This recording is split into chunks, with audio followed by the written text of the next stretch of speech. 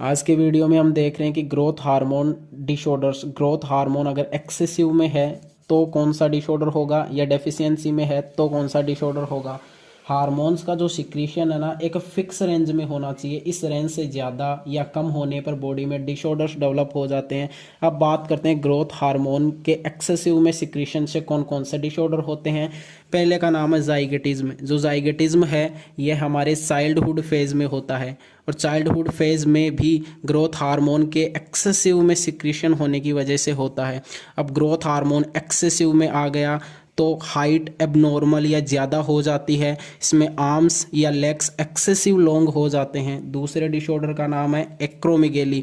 जो एक्रोमेगेली है ये एडल्ट में होता है, और ये भी ग्रोथ हार्मोन के एक्सेसिव में सिक्रीशन के कारण होता है।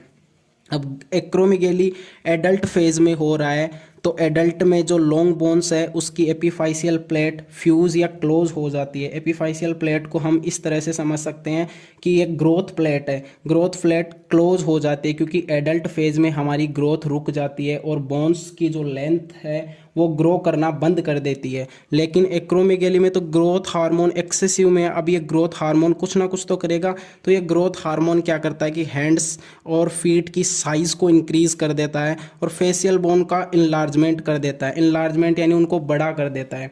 अब बात करते हैं डेफिशिएंसी की, तो डेफिशिएंसी में आता है ड्वार्फिज्म। ड्वार्फिज्म जो है वो चाइल्डहुड फेज यानी बचपन में होता है, और ये ग्रोथ हार्मोन की डेफिशिएंसी के कारण होता है। इसमें क्या है कि हाइट कम रह जाती है।